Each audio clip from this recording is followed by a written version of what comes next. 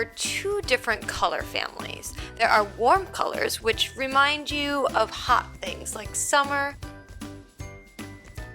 the sun, or fire. Or there are cool colors, and cool colors are colors that remind you of cold things like ice, rain, and winter. Two color families are important because today you're going to have to decide whether or not you want your dream house in a cold environment or if you would prefer to have it in a warm environment. And just like the details that we added last lesson, our color choices can help to tell our picture's story and give our viewers clues about where our house is located.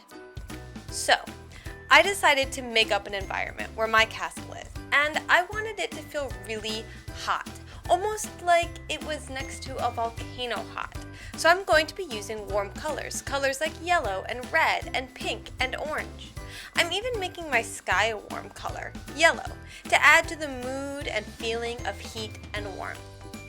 The first thing that I'm doing is putting a layer of color all across my paper with watercolors. I'm using quite a bit of water to make a really thin wash because I want to be able to see my drawing underneath my paint. I'm going to be using yellow, orange, and red to start my painting. These are two primary colors and the secondary color that they make when you mix them together. I'm coating the whole paper with my lightest color, which would be yellow. Then I'm going back into my painting and I'm starting to figure out where I want to start adding more colors. To these areas, I'm adding my next lightest color, which would be, in my case, orange. And finally, I'm going in and I'm kind of marking out my dark areas with red. You're welcome to add details or to go back into the sky and add more layers, but before you move on to the next step, you have to let it dry. Once it is dry, you have this really fabulous foundation. Since I used warm colors, it's going to make everything feel warm and hot and sunny. Now I can go back in with markers and start defining some of my details. Anything I color with markers is going to be a lot bolder of a color. So when someone looks at my painting, they're going to look at the marker areas first.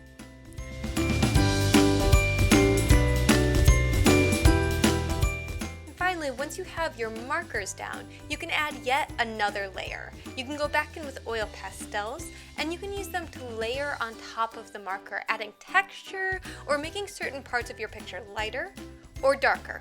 With oil pastels, you can actually draw directly on top of them with a pencil, and you can use this technique to scrape away pastels and add texture, or to draw some details that might have gotten lost under the paint, the marker, and the pastel. You are the artist, and you can decide how much paint, how much marker, and how much pastel you want to add to your picture. However, you do need to use the materials in the correct order.